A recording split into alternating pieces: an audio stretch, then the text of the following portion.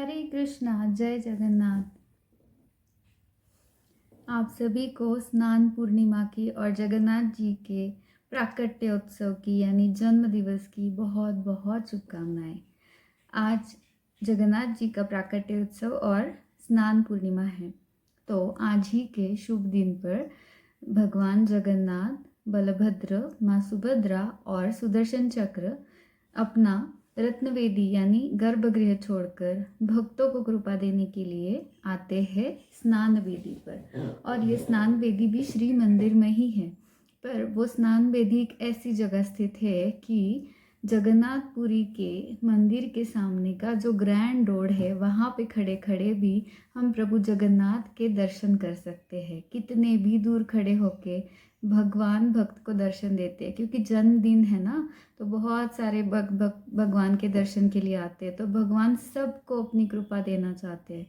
ऐसा कहते हैं कि जन्मदिन के दिवस पर भगवान जी बहुत ज़्यादा खुश होते हैं। उस दिन भगवान जी को जो भी मांगो भगवान उसे ज़रूर पूरा करते हैं। तो आइए जानते हैं स्नान पूर्णिमा के बारे में कुछ विशेष बातें।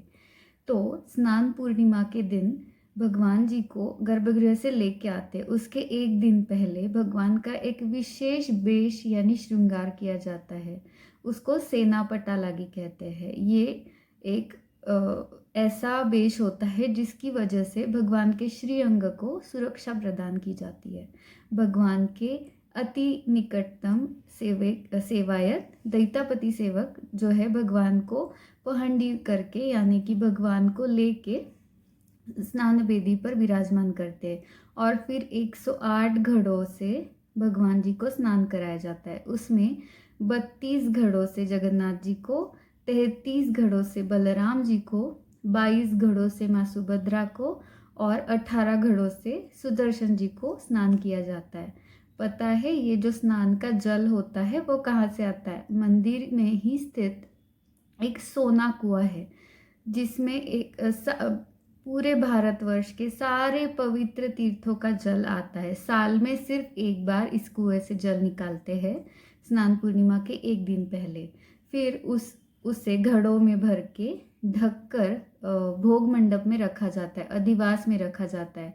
फिर जो पूजा पंडा होते हैं वो उस पानी को विविध प्रकार के सुगंधित फूल, सुगंधित द्रव्य, अत्तर, अगुरु, चंदन आदि डाल के और मंत्रों से शुद्ध करते हैं और फिर उसे कपड़े से ढका जाता है। और फिर उस कपड़े से ढके हुए घड़ों को स्नान पूर्णिमा के दिन भगवान को लाके चांदी या सोने के पात्रों से स्नान कराया जाता है। और स्नान के बाद भगवान जी का एक और विशेष श्रृंगार होता है। भगवान जगन्नाथ जी के सारे श्रृंगार भक्तों के लिए होते हैं, भक्तों को कृपा देने के लिए होते हैं। उसी प्रकार उनके एक अनन्य भक्त गणपति भट्ट जी के ही उपलक्ष्य में या उनके रिमेम्बरेंस में ये गजावेश किया जाता है। तो उसके लिए भगवान जगन्नाथ जी के और बलराम जी के जो वेश होते हैं वो गजानन वेश के होते हैं, और माँ सुभद्रा जो है वो कमल पुष्पों के जैसे वस्त्रों से सुसज्जित होती है।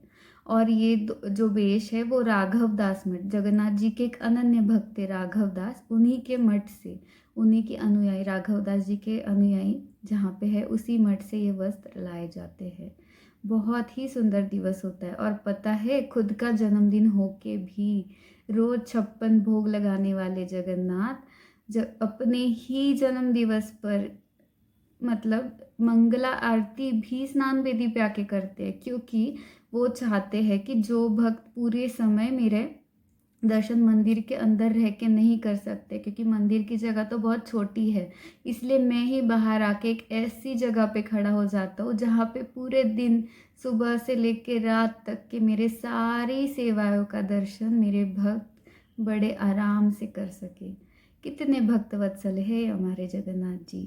और ऐसे भी सुना है कि पूरे दिन स्नान और श्रृंगार इसकी वजह से जगन्नाथ जी भक्तों को कृपा देने के लिए वहाँ पे आए हैं, तो वो अपना समय जरा भी व्यर्थ नहीं करते हैं। मतलब कि भोग तो वो सारे श्रृंगार वगैरह खत्म होने के बाद लगाते हैं, मतलब सुबह से लेके दोपहर तक भगवान जगन्नाथ भोग भी नहीं लगाते हैं।